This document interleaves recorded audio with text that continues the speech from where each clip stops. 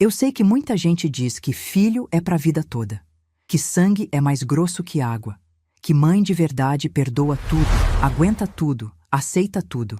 Mas essas pessoas nunca foram deixadas numa cadeira de rodas que não precisavam, no corredor de um asilo que cheirava a desinfetante e solidão, ouvindo o próprio filho dizer: "Aqui é seu lugar agora, mãe.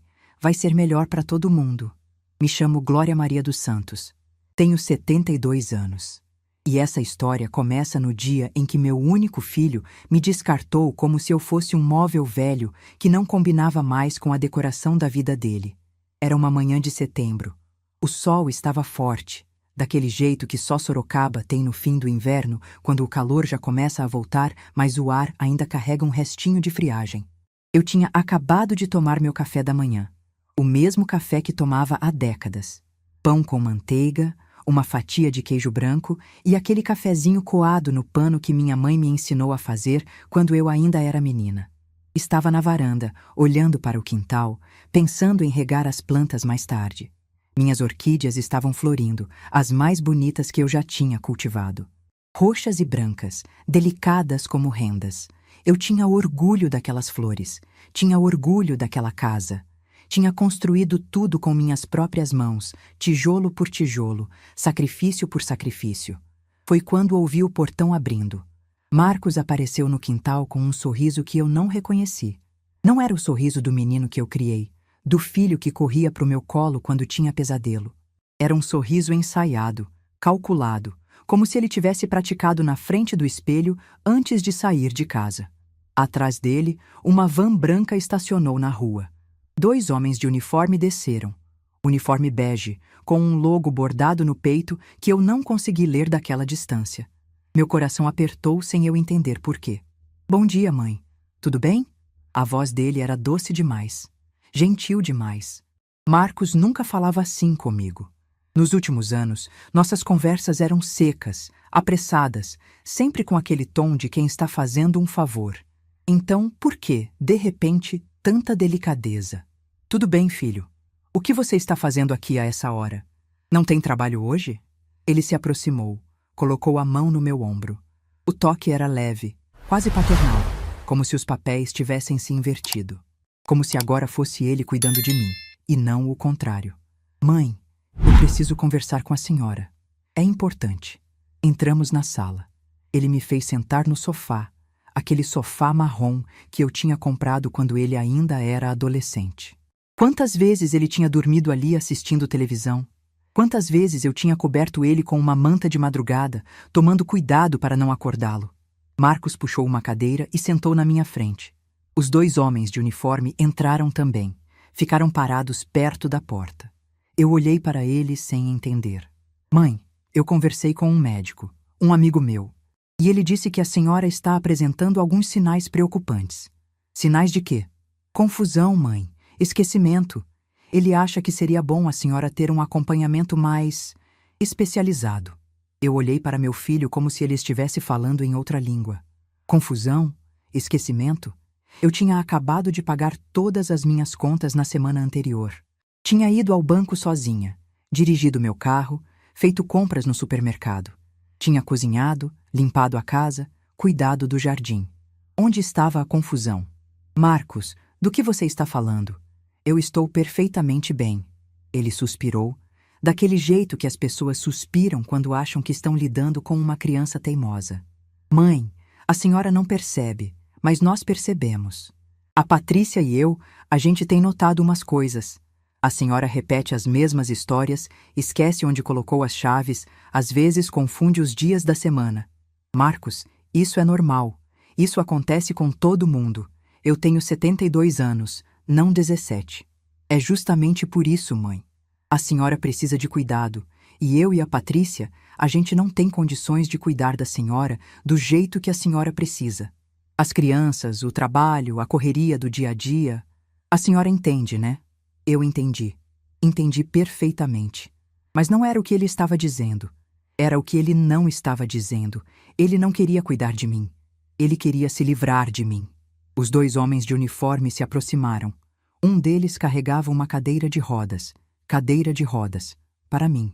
Uma mulher que tinha caminhado 3 quilômetros naquela mesma semana para ir à feira. Marcos, eu não preciso de cadeira de rodas. Eu ando perfeitamente bem. É só para facilitar, mãe. O lugar é grande. Tem muitos corredores. Vai ser mais confortável para a senhora.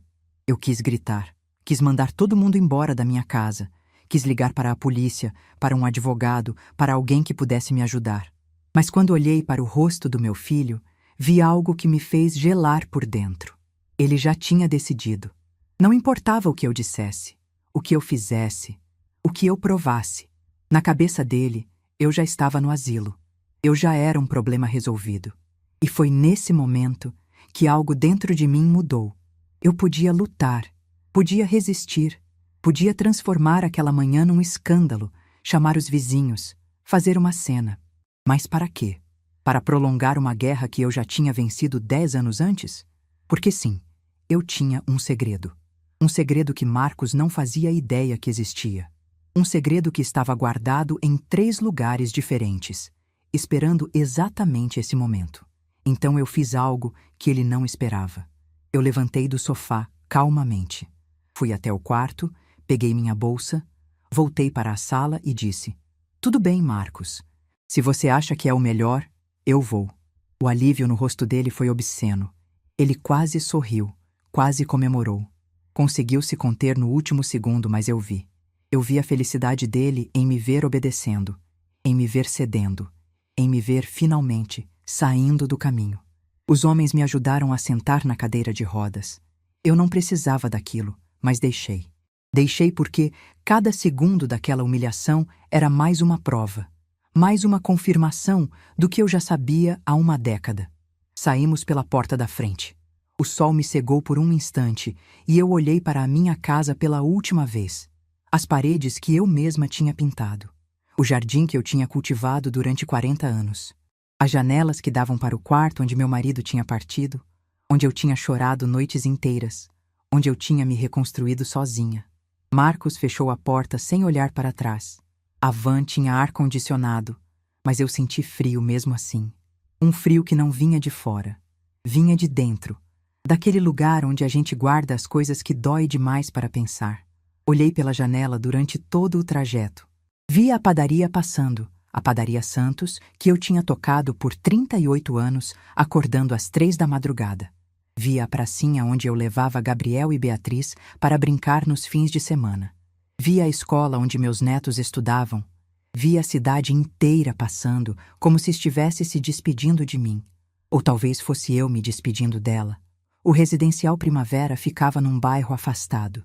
O prédio era bonito por fora, bem pintado, com um jardim na entrada que tentava parecer acolhedor. Mas eu conhecia lugares assim. Sabia o que acontecia por trás das paredes bonitas e dos sorrisos profissionais. Marcos me empurrou pelo corredor principal como quem empurra um carrinho de supermercado. Rápido, eficiente, sem olhar para os lados. Passou direto pelos outros moradores, pelos funcionários, pelas salas de atividades. Não queria perder tempo, não queria arriscar que eu mudasse de ideia. Chegamos na recepção. Uma moça de uniforme rosa estava atrás do balcão, digitando algo no computador. Marcos tirou uns papéis da pasta que carregava e começou a preencher. Eu fiquei ali, na cadeira de rodas, no meio daquele corredor que cheirava a desinfetante barato e flores artificiais. Olhei ao redor. Vi portas fechadas, vi corrimãos nas paredes, vi cadeiras de plástico alinhadas como soldados esperando uma guerra que nunca ia chegar. E vi rostos.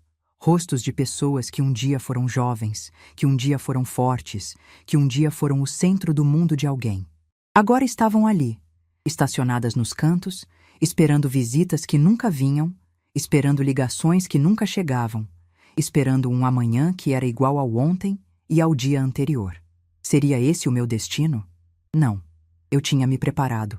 Eu tinha me protegido. Eu só precisava esperar. Marcos terminou de assinar os papéis.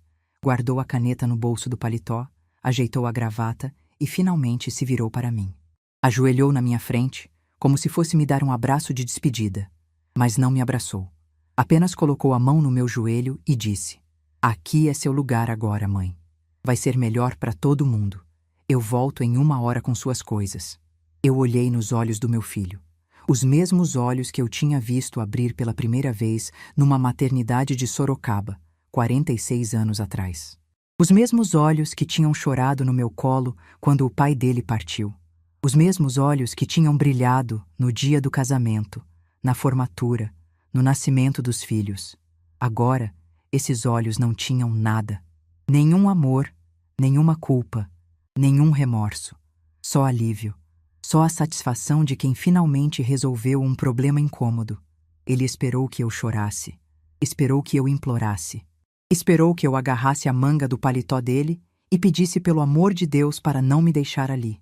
Mas eu não fiz nada disso. Eu apenas sorri. Um sorriso calmo, sereno, quase maternal.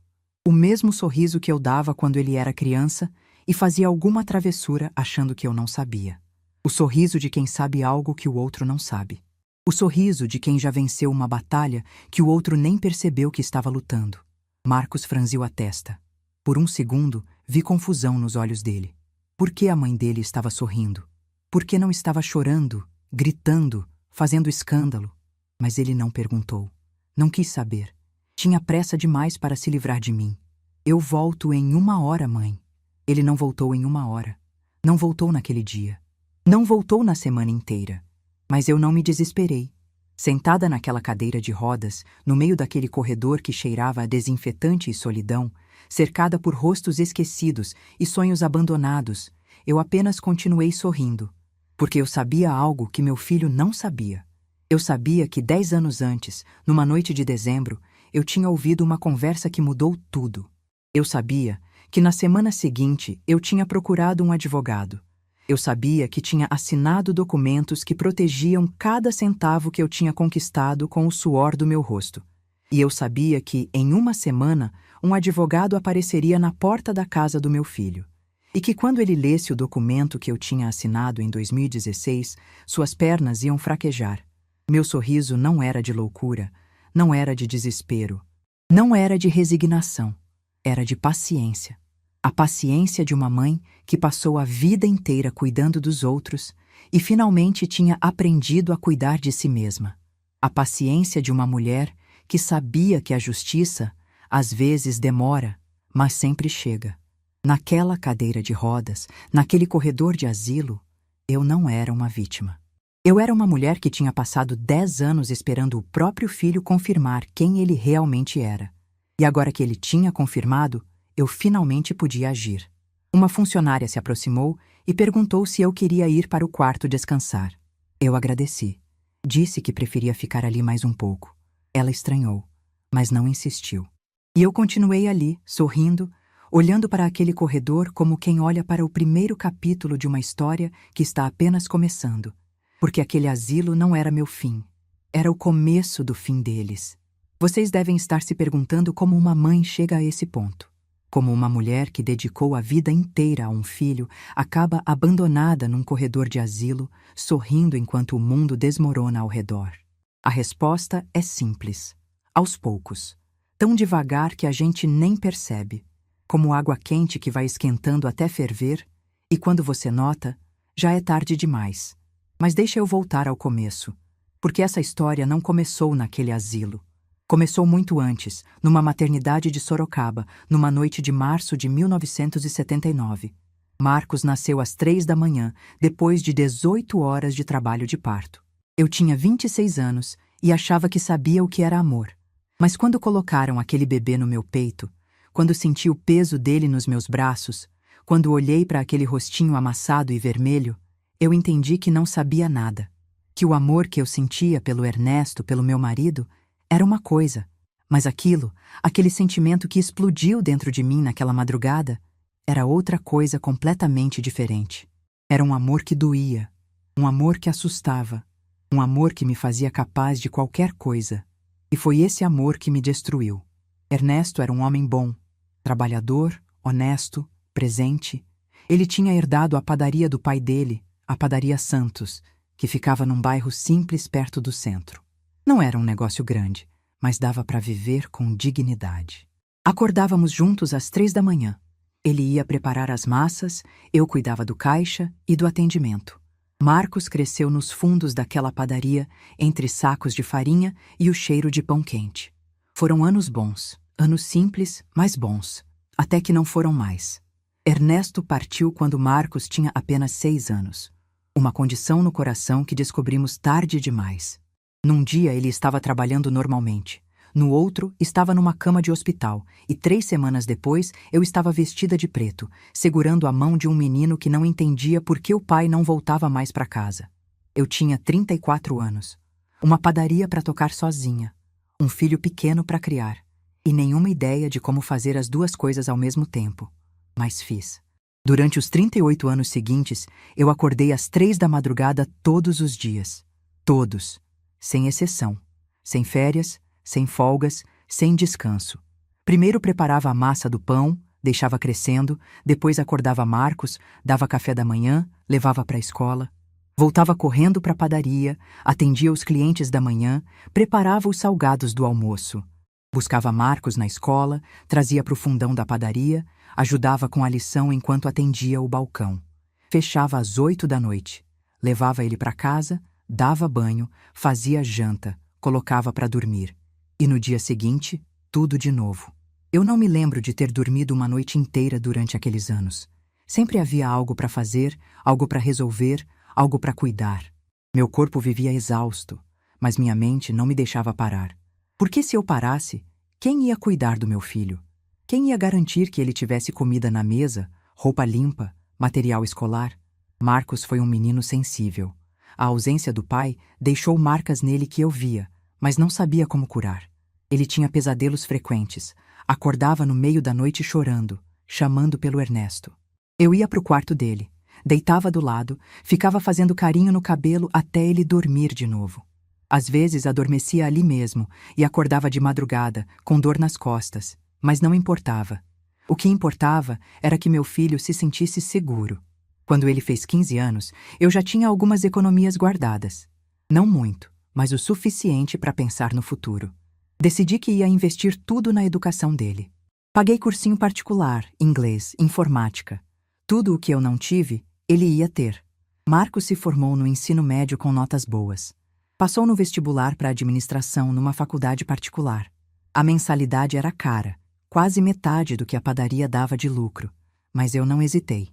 Trabalhei mais, economizei mais, me sacrifiquei mais. Porque era para o futuro do meu filho. Ele se formou aos 24 anos. Eu chorei a cerimônia inteira, sentada naquela cadeira de plástico do ginásio, olhando para o meu menino de beca e capelo, recebendo o diploma. Tudo tinha valido a pena. Todas as madrugadas, todas as dores, todos os sacrifícios. Ali estava a prova de que eu tinha conseguido. O emprego veio rápido, uma empresa de logística no centro da cidade, salário bom, benefícios. Marcos finalmente estava encaminhado. E eu, pela primeira vez em décadas, comecei a pensar que talvez pudesse descansar um pouco. Foi quando Patrícia apareceu. Ela trabalhava como secretária do diretor da empresa. Marcos a conheceu numa festa de confraternização e me ligou no dia seguinte, a voz cheia de entusiasmo, dizendo que tinha conhecido a mulher da vida dele. Eu fiquei feliz. De verdade. Meu filho merecia ser amado, merecia construir uma família. E se essa moça fazia ele feliz, eu ia recebê-la de braços abertos. O primeiro encontro foi num domingo de almoço, aqui em casa. Eu passei a manhã inteira cozinhando. Frango assado, arroz com brócolis, purê de batata, farofa. Arrumei a mesa com a toalha boa, aquela que eu só usava em ocasiões especiais. Queria impressionar, queria que ela se sentisse bem-vinda. Patrícia chegou às 11h30, de braço dado com Marcos. Era bonita, isso eu não podia negar. Cabelo bem arrumado, maquiagem perfeita, roupa de marca. Mas tinha algo nos olhos dela que me incomodou. Um jeito de olhar ao redor como quem avalia o valor das coisas. Um jeito de sorrir que não chegava até o fundo do rosto. Durante o almoço, ela mal tocou na comida. Disse que estava de dieta, que não podia comer carboidrato, que tinha intolerância a isso e aquilo. Eu tinha passado a manhã inteira na cozinha e ela comeu 3 garfadas de salada. Mas o pior não foi isso. O pior foi quando ela foi ao banheiro e eu ouvi ela comentando com Marcos no corredor. Amor, sua mãe é muito simpática, mas essa casa tem um cheiro estranho. Parece cheiro de fermento. Você não sente? Cheiro de fermento. O cheiro do meu trabalho. O cheiro do pão que tinha sustentado aquela família por décadas. O cheiro que estava impregnado na minha pele, no meu cabelo, na minha alma. Para ela, era um cheiro estranho, um incômodo. Eu fingi que não ouvi. Engoli aquela dor junto com o orgulho e continuei sorrindo pelo resto do almoço, porque meu filho estava feliz. E a felicidade dele era mais importante que qualquer coisa. O casamento aconteceu 2 anos depois. Eu paguei quase tudo. O vestido, o buffet, a decoração, a lua de mel. Vendi as alianças de ouro que eram da minha mãe, peguei um empréstimo consignado na minha aposentadoria. Marcos prometeu que ia me pagar aos poucos. Nunca pagou 1 centavo. Depois do casamento, eles precisavam de um lugar para morar. Eu dei entrada num apartamento, usei minhas economias de anos. De novo, Marcos prometeu que ia me devolver. De novo, o dinheiro nunca veio. Quando os netos nasceram, primeiro Gabriel, depois Beatriz, eu me ofereci para cuidar deles enquanto o casal trabalhava. Eu já estava com 52 anos, o corpo começando a dar os primeiros sinais de cansaço, as noites mal dormidas cobrando seu preço. Mas como eu ia dizer não? Eram meus netos, meu sangue. Durante 10 anos, eu fui babá, cozinheira, motorista, enfermeira. Levava as crianças para a escola de manhã, buscava à tarde, ajudava com a lição, dava banho, preparava jantar. E ainda tinha a padaria para tocar. Ainda tinha que acordar às 3 da madrugada, mesmo com o corpo implorando por descanso. Aos poucos, as articulações começaram a doer, a pressão a subir, o cansaço a se acumular de um jeito que o sono já não resolvia mais. Patrícia nunca agradeceu. Nunca disse um "obrigada, Dona Glória". Pelo contrário, começou a fazer comentários sobre como eu estava lenta demais para acompanhar as crianças, sobre como eu mimava demais os netos, sobre como seria melhor colocá-los numa escolinha em período integral do que deixar com pessoas mais velhas. Pessoas mais velhas. Era assim que ela se referia a mim. Não avó, não Dona Glória. Pessoas mais velhas. E Marcos? Marcos não dizia nada. Ficava em silêncio, fingindo que não ouvia, fingindo que não via. O menino que eu tinha criado sozinha, que eu tinha sustentado com o suor do meu rosto, agora abaixava a cabeça para a esposa e deixava a própria mãe ser humilhada. Mas eu aguentei. Aguentei porque achava que era assim que as coisas funcionavam. Que mães aguentavam tudo, perdoavam tudo, aceitavam tudo. Que meu papel era servir, e o papel deles era receber. Até aquela noite de dezembro de 2015. Era aniversário de 10 anos do Gabriel. Eu tinha passado a semana preparando a festa. Bolo de chocolate de 3 andares, brigadeiros, coxinhas, tudo feito à mão. Decorei a sala com balões azuis, comprei lembrancinhas para todos os coleguinhas. Queria que fosse perfeito. A festa foi linda. Gabriel correu, brincou, soprou as velhinhas com aquele sorriso de criança feliz. Eu fiquei no canto, observando, o coração cheio de amor por aquele menino que era tão parecido com o avô que nunca conheceu. Quando os convidados foram embora, eu ajudei a limpar tudo. Lavei a louça, guardei as sobras, varri a sala. Patrícia e Marcos estavam na varanda, tomando vinho, enquanto as crianças assistiam televisão no quarto. Eu fui até a cozinha buscar minha bolsa que tinha esquecido no balcão. E foi quando ouvi. A voz de Patrícia era clara, levemente alterada pelo vinho, mas perfeitamente audível. Amor, quando sua mãe morrer, a gente finalmente vai poder viver de verdade. Aquela padaria vale uma fortuna. E a casa dela, então? Dá para vender e comprar aquele apartamento na praia que a gente sempre quis. Eu congelei. Minha mão parou no ar, a bolsa esquecida no balcão. Esperei. Esperei que meu filho dissesse algo, que ele defendesse minha honra, que ele pelo menos fingisse indignação. Mas o que eu ouvi foi a voz dele, calma, quase divertida. Calma, amor. Ela já tá velha. Não deve demorar muito. As pernas fraquejaram. Precisei me apoiar no balcão para não cair. O chão pareceu sumir debaixo dos meus pés, as paredes giraram, o ar ficou pesado demais para respirar. Meu filho, o menino que eu tinha criado sozinha, o homem pelo qual eu tinha sacrificado minha juventude, minha saúde, minha vida inteira. Ele estava ali, a poucos metros de mim, contando os dias para minha partida, calculando quanto ia lucrar quando eu não estivesse mais aqui. Saí pela porta dos fundos, sem fazer barulho. Dirigi até em casa com as mãos tremendo no volante, a visão embaçada pelas lágrimas que eu não conseguia segurar. Cheguei em casa e não acendi a luz. Fui direto para o quarto, me deitei na cama ainda de roupa e fiquei ali, no escuro, olhando para o teto. Não dormi aquela noite, nem a seguinte, nem a outra depois. Passei dias repassando cada momento, cada sacrifício, cada noite mal dormida, cada real economizado. Tudo aquilo tinha sido para quê? Para ouvir meu filho dizer que eu ia demorar muito a partir? Mas no meio daquela dor, algo começou a nascer. Uma clareza que eu nunca tinha tido antes. Uma certeza fria, calculada, definitiva. Eu não ia morrer para eles herdarem nada. Eu ia viver e ia me proteger. Na semana seguinte, procurei Dr. Ribeiro, o advogado que cuidava dos documentos da padaria desde a época do Ernesto. Contei tudo. A conversa, as humilhações, os anos de ingratidão. Ele me ouviu em silêncio, as mãos cruzadas sobre a mesa, os olhos sérios por trás dos óculos. Quando terminei, ele disse: Dona Glória, a senhora tem todo o direito de proteger o que construiu. E eu vou ajudá-la a fazer isso. Nos meses seguintes, montamos uma blindagem completa. Testamento, cláusulas específicas, condições claras. Tudo amarrado, tudo documentado, tudo legal. Se eu fosse declarada incapaz, sem 3 laudos independentes, os bens iam para uma fundação. Se eu fosse internada em qualquer instituição sem meu consentimento registrado em cartório, Marcos perderia todo o direito à herança.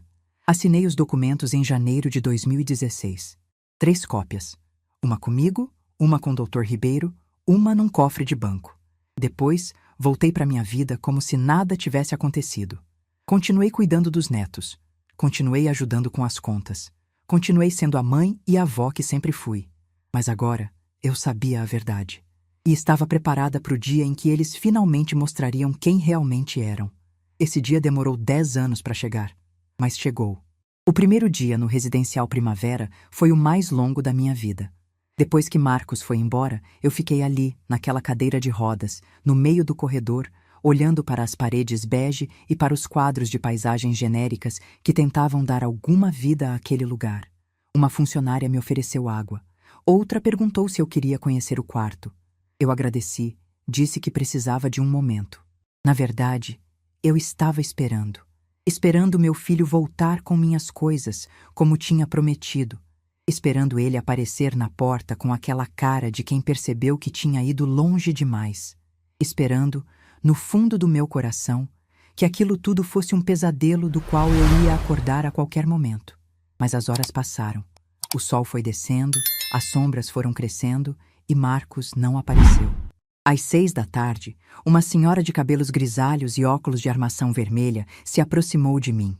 Ela usava um blazer azul marinho e carregava uma prancheta debaixo do braço. Tinha um jeito firme de andar, mas os olhos eram gentis. Dona Glória, meu nome é Carmen. Sou a diretora do residencial. Podemos conversar um momento? Eu assenti. Ela puxou uma cadeira e sentou na minha frente, bem perto, como quem não quer que outros ouçam. Dona Glória, eu vou ser direta com a senhora. Trabalho com idosos há mais de 20 anos. Já vi de tudo nessa profissão. E posso dizer com toda a certeza que a senhora não deveria estar aqui. Eu olhei para ela sem entender. Ou talvez entendendo demais. A senhora chegou andando do estacionamento até a van. Eu vi pela janela do meu escritório. Seu filho é que insistiu na cadeira de rodas. A senhora respondeu todas as perguntas da recepcionista com clareza. Lembrou datas, nomes, endereços. Não apresenta nenhum sinal de confusão mental. Dona Carmen tirou os óculos e limpou as lentes com um paninho que tirou do bolso.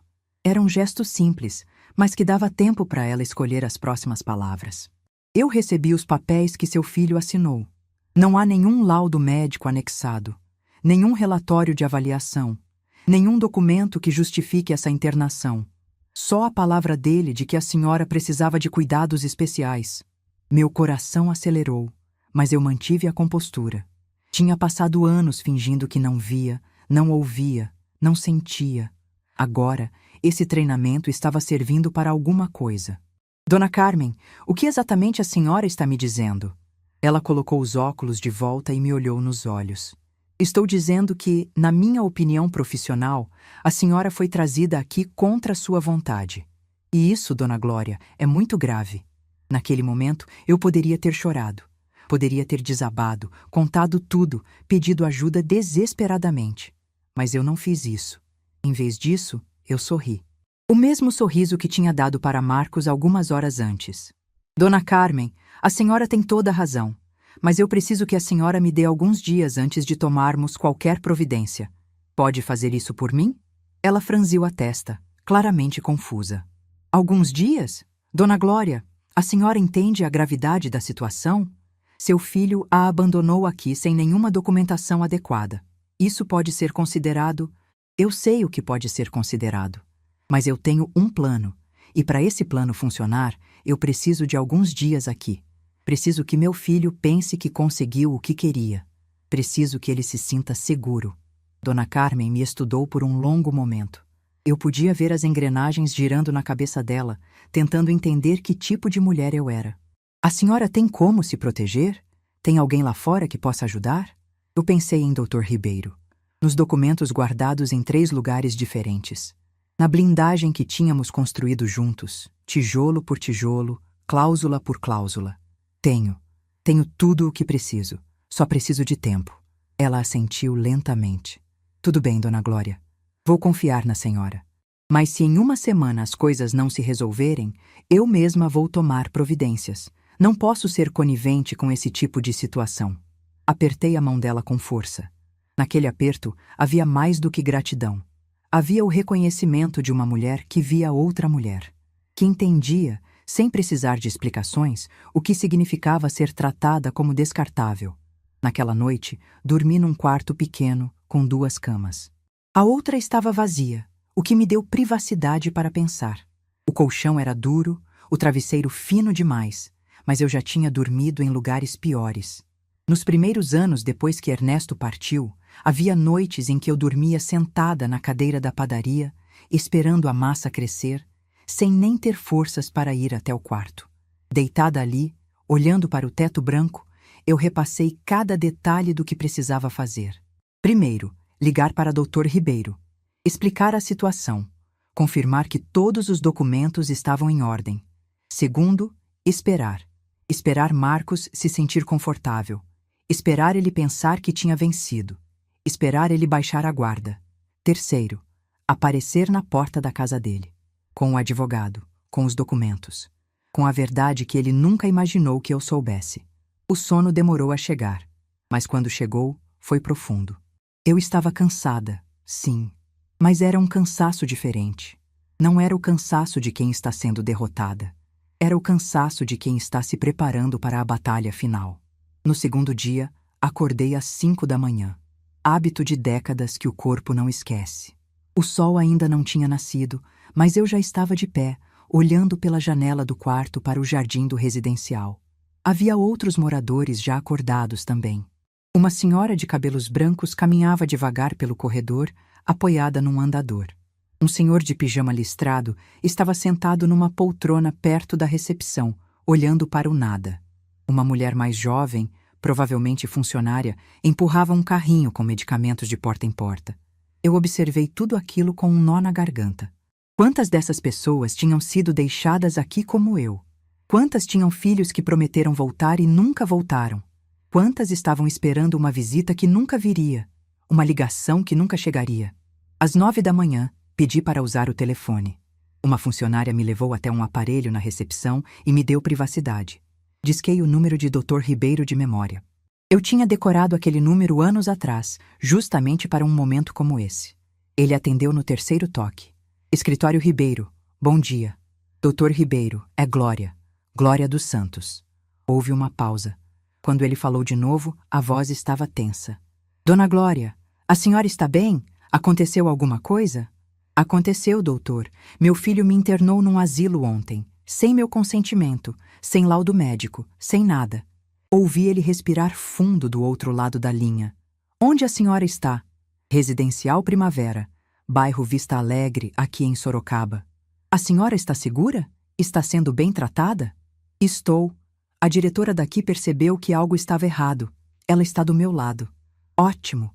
Dona Glória, a senhora sabe o que isso significa, não sabe? Eu sabia. Sabia desde o momento em que Marcos me colocou naquela cadeira de rodas. Sei, doutor. A cláusula foi acionada. Exatamente. Internação em instituição de longa permanência sem consentimento documentado em cartório. Seu filho acabou de perder todo e qualquer direito sobre seus bens. Eu deveria ter sentido satisfação. Deveria ter sentido triunfo, vingança, alegria. Mas o que eu senti foi um vazio imenso, uma tristeza profunda por ter chegado a esse ponto. Por ter criado um filho que me tratou como um obstáculo a ser removido. Doutor, eu quero fazer isso pessoalmente. Quero estar lá quando ele souber. Dona Glória, tem certeza? Vai ser um momento difícil. Talvez fosse melhor eu ir sozinho, poupar a senhora desse confronto. Eu passei 10 anos me preparando para isso, doutor. 10 anos esperando, observando, aguentando em silêncio. Eu preciso estar lá. Preciso olhar nos olhos dele quando ele entender o que fez. Houve outra pausa. Quando o doutor Ribeiro falou de novo, havia respeito na voz dele. Entendo, Dona Glória. Vou preparar toda a documentação. Em quanto tempo a senhora quer que isso aconteça? 1 semana. Eu quero ficar aqui por 1 semana. Quero dar tempo para o Marcos achar que venceu. Quero que ele se sinta seguro, confortável, aliviado. E aí, quando ele menos esperar, nós aparecemos. Entendido. Vou deixar tudo pronto. A senhora me liga quando quiser que eu vá buscá-la. Desliguei o telefone e fiquei ali, parada, olhando para a parede. A funcionária perguntou se eu estava bem. Eu disse que sim, agradeci, voltei para o meu quarto. Os dias seguintes foram estranhos. Eu não estava ali como moradora de verdade, mas também não era exatamente uma visita. Estava num limbo, esperando o momento certo de agir. E enquanto esperava, eu observava.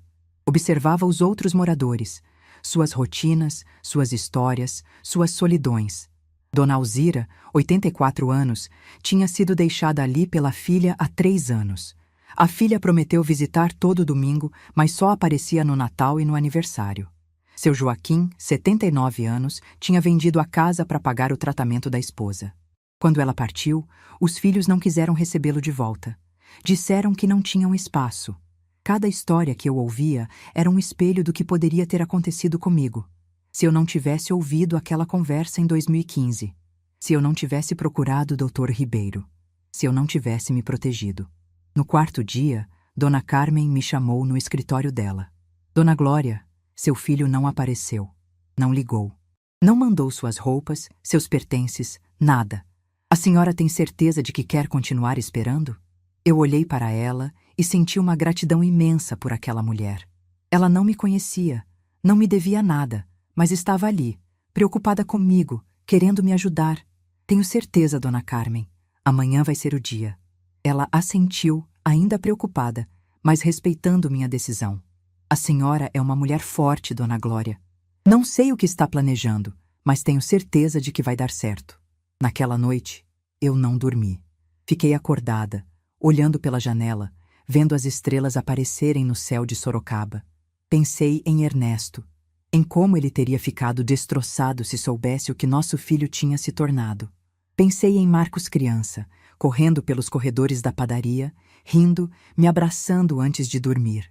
Pensei na mulher que eu era antes de tudo isso, e na mulher que eu tinha me tornado. Às 6 da manhã do 5º dia, eu liguei para Dr. Ribeiro. Pode vir me buscar, doutor, está na hora. Ele chegou às 10. Eu já estava pronta, com a mesma roupa que tinha usado no dia em que Marcos me trouxe. Não tinha outras opções, já que meu filho nunca se deu ao trabalho de trazer minhas coisas. Dona Carmen me acompanhou até a recepção. Quando viu o Dr. Ribeiro, um senhor de terno escuro e pasta de couro, ela entendeu que eu tinha falado a verdade, que eu realmente tinha um plano. Dona Glória, foi um prazer conhecê-la. E posso dizer que foi a moradora mais incomum que já tive neste lugar. Eu ri. Uma risada genuína, a primeira em dias. Obrigada por tudo, Dona Carmen, por acreditar em mim, por me dar tempo. Ela me abraçou. Um abraço forte, de mulher para mulher. Vá lá e mostre para eles quem a senhora realmente é. Saí do residencial Primavera de cabeça erguida. Não em cadeira de rodas, não sendo empurrada como um objeto. Caminhando com minhas próprias pernas, no meu próprio ritmo, dona do meu próprio destino. Dr. Ribeiro abriu a porta do carro para mim. Antes de entrar, olhei uma última vez para aquele prédio. Para as janelas, onde rostos solitários observavam o mundo passar. Para o jardim que tentava esconder a tristeza que existia lá dentro. Eu tinha passado 5 dias naquele lugar. 5 dias que me ensinaram mais sobre a vida do que décadas de trabalho duro. Entrei no carro e Dr. Ribeiro sentou ao meu lado. Dona Glória, antes de irmos, preciso confirmar uma coisa. A senhora tem certeza absoluta de que quer fazer isso? Uma vez que entregarmos esses documentos, não há volta. Seu filho vai perder tudo. Eu olhei para ele. Pensei em todas as madrugadas que acordei às 3 da manhã. Em todas as noites que dormi na cadeira da padaria. Em todos os sacrifícios que fiz, em todas as humilhações que engoli, em todas as lágrimas que segurei. E pensei naquela frase. Aquela frase que ficou gravada na minha memória como ferro em brasa. Ela já tá velha, não deve demorar muito. Tenho certeza, doutor. Vamos. O carro deu partida. E enquanto as ruas de Sorocaba passavam pela janela, eu sentia algo que não sentia há muito tempo. Paz. A paz de quem sabe que está fazendo a coisa certa. A paz de quem finalmente vai ter a chance de olhar nos olhos de quem a machucou e dizer a verdade. A paz de quem passou a vida inteira cuidando dos outros e finalmente aprendeu a cuidar de si mesma. Dali a 30 minutos, estaríamos na porta da casa do meu filho. E ele não fazia a menor ideia do que estava por vir. O carro de Dr. Ribeiro parou em frente à casa do meu filho às 10h42 da manhã. Eu sei o horário exato porque olhei para o relógio do painel 3 vezes durante o trajeto. Estava contando os minutos, estava saboreando cada segundo que me aproximava daquele momento. A casa ficava num condomínio fechado no bairro Jardim Europa, uma das áreas mais valorizadas de Sorocaba. 3 quartos, suíte com closet, piscina nos fundos. Marcos e Patrícia tinham se mudado para lá há 5 anos, quando ele foi promovido a gerente na empresa de logística. Eu me lembro do dia em que eles me convidaram para conhecer a casa nova. Patrícia fez questão de mostrar cada cômodo, cada detalhe da decoração, cada móvel importado. Falava dos preços como se estivesse recitando um poema. O sofá de couro italiano, a mesa de jantar de madeira de demolição, as cortinas que ela tinha mandado fazer sob medida. Em nenhum momento ela agradeceu. Em nenhum momento reconheceu que parte daquilo só existia porque eu tinha ajudado Marcos a se estabelecer. Porque eu tinha dado entrada no primeiro apartamento deles, pago o casamento, cuidado dos filhos de graça por 1 década. Para Patrícia, tudo aquilo era mérito exclusivo do casal. Eu era apenas a sogra inconveniente que aparecia nos fins de semana para ver os netos. Dr. Ribeiro desligou o motor e se virou para mim. Dona Glória, antes de entrarmos, preciso que a senhora esteja preparada. Seu filho pode reagir de várias formas. Pode chorar, pode gritar, pode tentar argumentar, pode até tentar impedir que a gente entre. Mas a senhora precisa manter a calma. Não podemos dar motivo para ele alegar qualquer tipo de coação ou intimidação. Eu olhei para aquela casa. Para as paredes pintadas de branco, para o jardim bem cuidado, para os carros na garagem. Tudo tão bonito por fora. Tudo tão podre por dentro. Pode ficar tranquilo, doutor. Eu esperei 10 anos por esse momento. Não vou estragar tudo agora. Descemos do carro. Dr. Ribeiro carregava uma pasta de couro marrom, a mesma pasta que eu tinha visto tantas vezes no escritório dele ao longo dos anos. Dentro dela estavam os documentos que iam mudar tudo. Caminhamos até o portão, toquei a campainha e esperei. 30 segundos. 1 minuto. 1 minuto e meio. A porta da casa se abriu e Patrícia apareceu. Ela usava um vestido florido e sandálias de salto baixo, o cabelo preso num coque elegante. Estava maquiada, perfumada, pronta para algum compromisso social. Quando me viu, o rosto dela se transformou. Primeiro, surpresa. Depois, confusão. E, finalmente, algo parecido com medo. Dona Glória, o que a senhora está fazendo aqui? Eu não respondi. Apenas olhei para ela, em silêncio, esperando que ela processasse a situação. Dr. Ribeiro deu um passo à frente. Bom dia. Meu nome é Henrique Ribeiro. Sou advogado. Precisamos falar com o Sr. Marcos. É urgente. Patrícia olhou do advogado para mim, de mim para o advogado.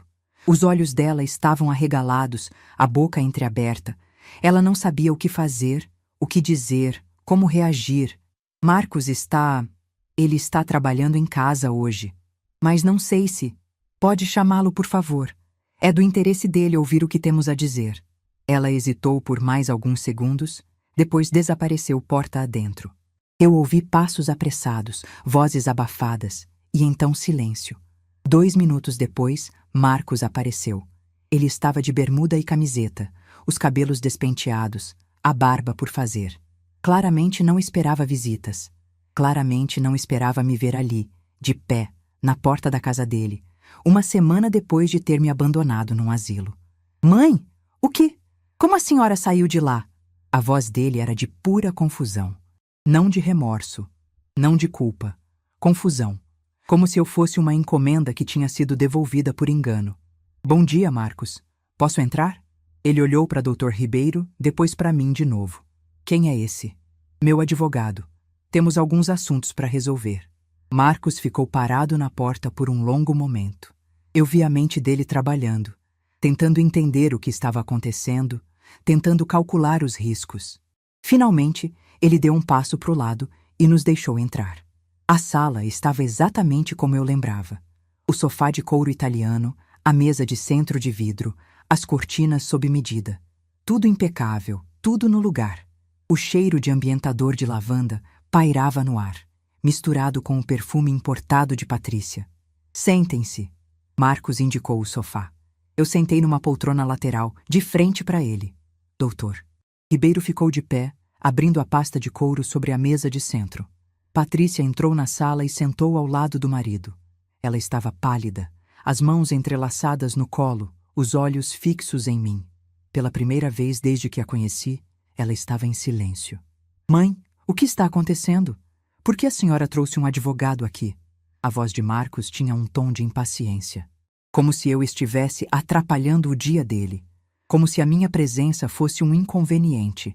Eu olhei para o meu filho, para o homem que eu tinha carregado no ventre por 9 meses, para o menino que eu tinha amamentado, banhado, vestido, alimentado, para o adolescente cujas lágrimas eu tinha enxugado tantas vezes, para o adulto que eu tinha sustentado, apoiado, ajudado em cada passo da vida, e vi um estranho de olhos frios e coração vazio.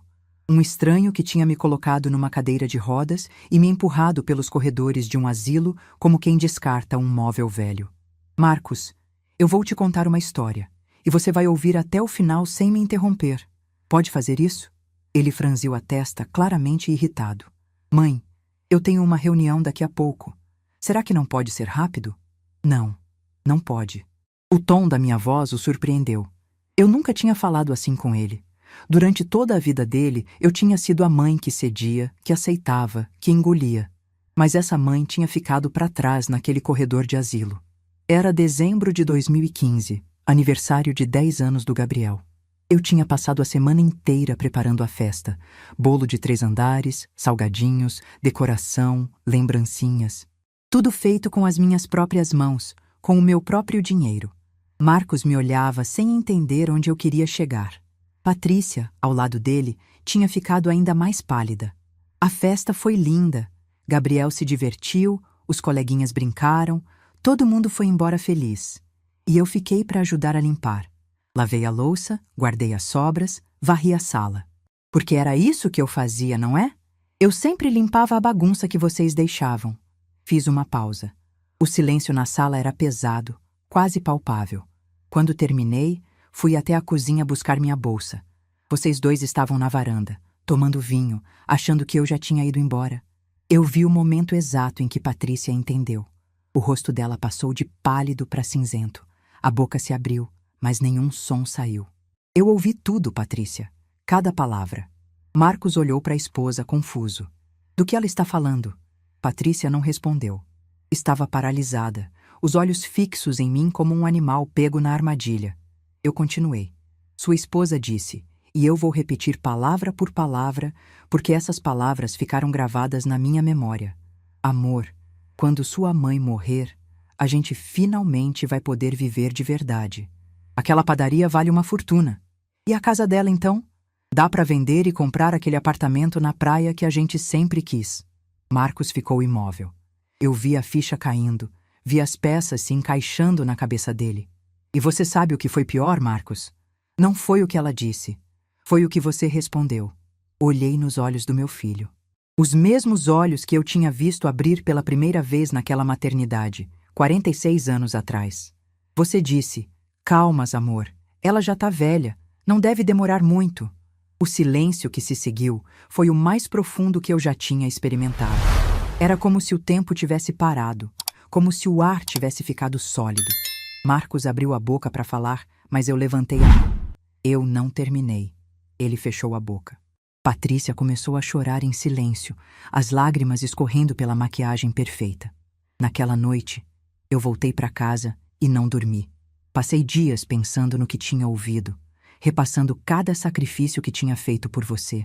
Cada madrugada que acordei às 3 da manhã, cada real que economizei, cada sonho que deixei de lado para que você pudesse realizar os seus.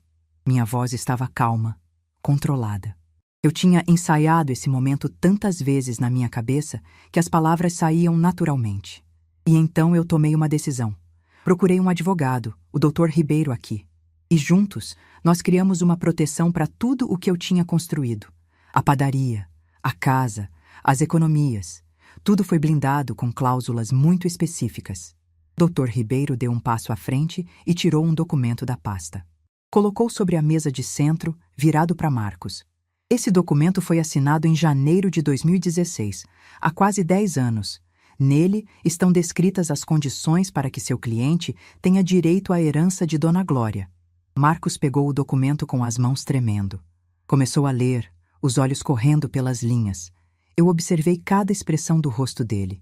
A confusão inicial, a incredulidade, o choque. E, finalmente, o pânico. Uma das cláusulas é muito clara, continuei. Se eu fosse internada em qualquer instituição de longa permanência, sem meu consentimento registrado em cartório, você perderia automaticamente todo e qualquer direito sobre meus bens. Marcos ergueu os olhos do documento. Estava lívido. Mãe, eu não sabia. A Patrícia disse que era o melhor. Eu pensei que... Você pensou que eu era uma velha confusa que ia aceitar qualquer coisa. Você pensou que podia me descartar num asilo e esperar eu partir para herdar tudo. Você pensou errado. As mãos dele começaram a tremer. O documento chacoalhava entre seus dedos. E então, eu vi acontecer. As pernas dele fraquejaram. Mesmo sentado, ele pareceu afundar no sofá, como se os ossos tivessem virado gelatina. O rosto ficou branco, os lábios tremiam, os olhos se encheram de lágrimas. Mãe, por favor, a senhora não pode fazer isso. Patrícia se levantou de repente, o rosto desfigurado de desespero. Dona Glória, foi um mal-entendido. Nós nunca quisemos magoar a senhora. O Marcos só queria o melhor para a senhora. Ele me disse que o asilo era temporário, que era só até a gente se organizar. Eu olhei para ela. Para aquela mulher que tinha passado anos me tratando como uma empregada de segunda classe, que tinha reclamado do meu cheiro de fermento, que tinha sonhado com a minha partida como quem sonha com a loteria. Patrícia, você passou anos esperando eu partir para herdar o que é meu. Agora você não vai herdar nada. Parece justo para mim. Ela começou a chorar mais alto, soluçando, dizendo coisas desconexas sobre as crianças, sobre as contas, sobre o futuro. Mas eu já não estava ouvindo. Eu me levantei da poltrona e ajeitei a roupa. Olhei uma última vez para o meu filho, aquele homem destruído afundado no sofá de couro italiano. Eu passei 10 anos esperando você me mostrar quem você realmente é, Marcos. Você mostrou. E agora, eu estou te mostrando quem eu realmente sou. Caminhei em direção à porta. Dr. Ribeiro me acompanhou, a pasta de couro debaixo do braço. Antes de sair, me virei uma última vez. Você me colocou num asilo achando que estava me descartando. Mas eu já tinha me protegido uma década antes. Porque mães sabem, Marcos, mães sempre sabem. Saí daquela casa sem olhar para trás. Ouvi Patrícia gritando alguma coisa, ouvi Marcos chamando meu nome. Mas eu continuei andando. O sol estava forte lá fora. O mesmo sol de Sorocaba que tinha me acompanhado durante 72 anos de vida. O mesmo sol que tinha iluminado minhas madrugadas na padaria, meus dias de trabalho, meus momentos de solidão. Entrei no carro de Dr. Ribeiro e fechei a porta. Para onde agora, Dona Glória? Eu olhei pela janela. Para aquela casa bonita, para aquela vida perfeita que escondia tanta podridão. Para casa, doutor. Para minha casa de verdade. O carro deu partida e se afastou daquele condomínio, daquela rua, daquela parte da minha vida que ficava definitivamente para trás. Eu tinha feito o que precisava fazer. Agora era hora de começar a viver. Os primeiros dias depois do confronto foram estranhos. Eu voltei para minha casa. Aquela mesma casa onde Marcos tinha me colocado numa cadeira de rodas, e encontrei tudo exatamente como eu tinha deixado.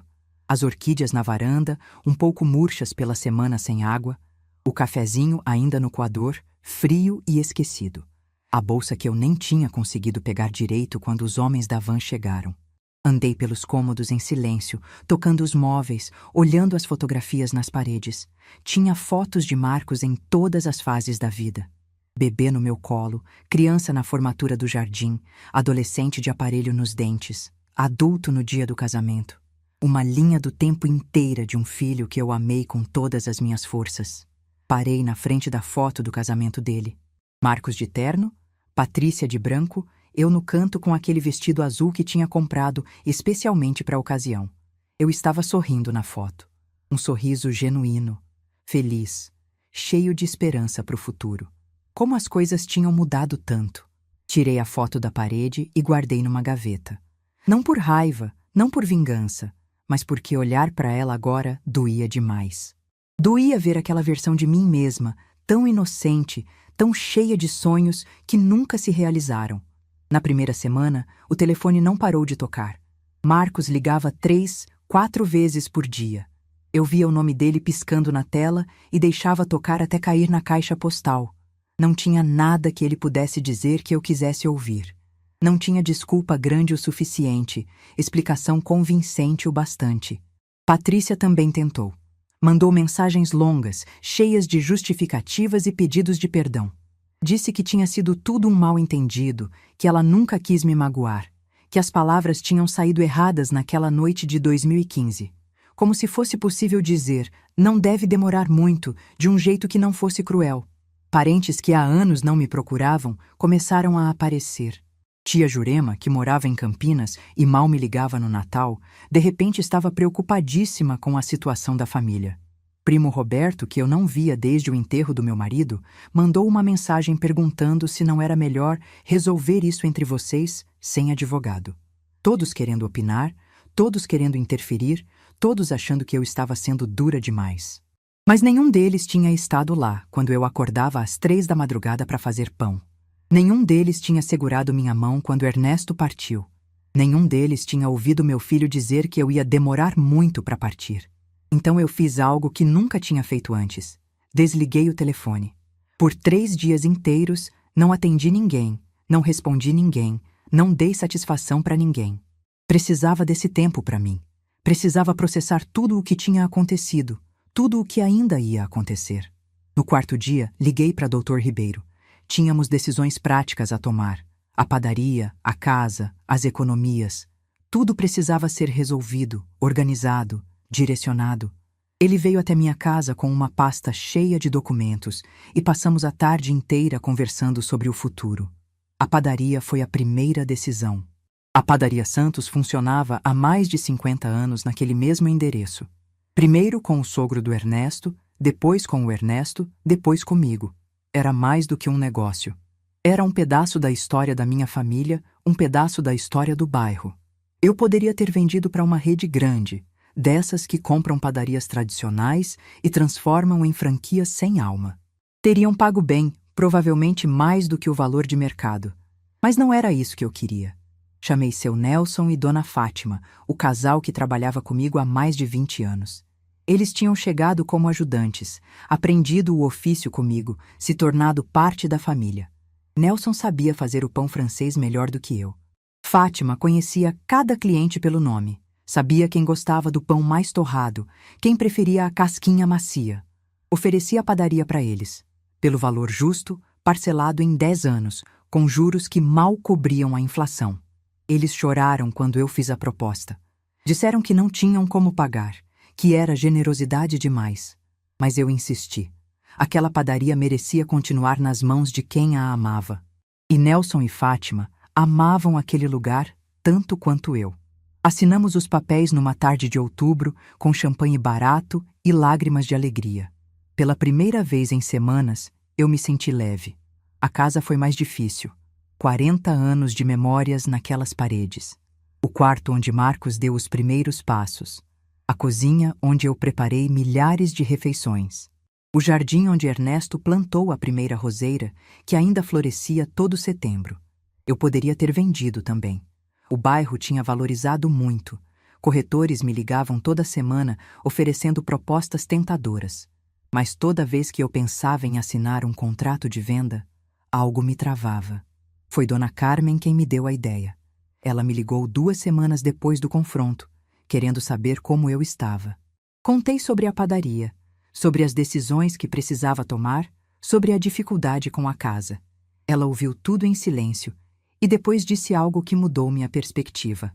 Dona Glória, a senhora sabe quantos idosos no seu bairro vivem sozinhos, sem ter para onde ir, sem ter com quem conversar? A senhora tem uma casa grande, bem localizada. Já pensou em transformar isso em algo que ajude outras pessoas? Naquela noite, não dormi pensando naquela ideia. 1 mês depois, a casa da minha família se transformou no Centro de Convivência Ernesto Santos, um espaço onde idosos do bairro podiam se reunir durante o dia, participar de atividades, fazer amizades, se sentir vivos. Contratei 2 cuidadoras, uma assistente social, uma professora de artesanato.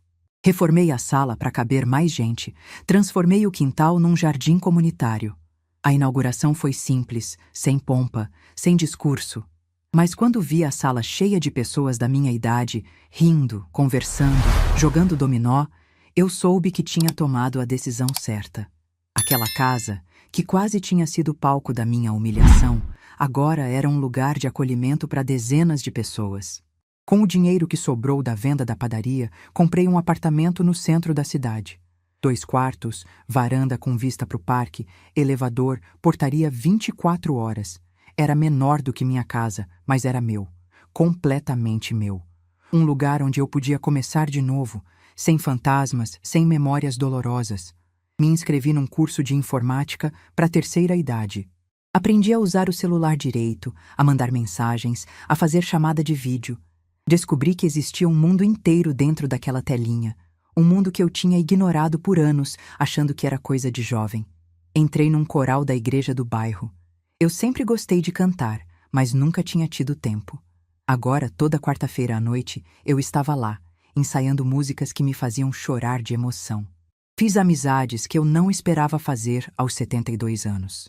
Pessoas que me viam como Glória, não como a mãe de alguém, não como a avó de alguém. Viajei para o litoral pela primeira vez. 72 anos e eu nunca tinha visto o mar de perto. Fiquei 1 semana em Ubatuba, num hotel simples de frente para a praia. Todo dia acordava cedo, caminhava pela areia, sentava numa cadeira olhando as ondas. Ninguém me conhecia ali. Eu era apenas uma senhora aproveitando a vida. 3 meses depois do confronto, Gabriel me procurou. Ele apareceu no meu apartamento numa tarde de sábado, sem avisar. Quando abri a porta e vi meu neto ali, de pé, com aqueles olhos que lembravam tanto o avô, meu coração quase parou. Gabriel tinha 20 anos agora. Estava na faculdade de engenharia, trabalhava meio período numa empresa de tecnologia. Tinha se tornado um homem sem eu perceber, enquanto eu estava ocupada demais tentando sobreviver na casa dos pais dele. Ele me abraçou antes de dizer qualquer coisa. Um abraço longo, apertado, daqueles que dizem mais do que palavras conseguem expressar. Quando se afastou, tinha lágrimas nos olhos. Vó, eu sei de tudo. Ouvi meus pais conversando. Sei o que eles fizeram com a senhora. Sei o que eles disseram naquela noite. Eu não sabia o que responder. Não queria colocar meu neto contra os pais dele, não queria que ele carregasse esse peso. Gabriel, isso é entre mim e seu pai. Você não precisa se envolver. Mas eu quero me envolver, vó. A senhora cuidou de mim a vida inteira. me levava para a escola, fazia meu lanche, me ajudava com a lição. E eles trataram a senhora como se fosse nada. Isso não tá certo. Sentamos na sala e conversamos por horas. Ele me contou como a casa tinha ficado depois do confronto. Marcos e Patrícia brigando toda a noite, culpando um ao outro, tentando encontrar um jeito de reverter a situação. Beatriz, a irmã dele, tinha ido morar com uma amiga para escapar do clima pesado. Gabriel disse que não conseguia mais olhar para o pai do mesmo jeito, que toda vez que Marcos tentava falar sobre mim, ele se levantava e saía do cômodo, que tinha perdido o respeito por um homem que era capaz de abandonar a própria mãe num asilo. Eu ouvi tudo com o coração apertado. Por um lado, doía saber que minha família tinha se despedaçado daquele jeito.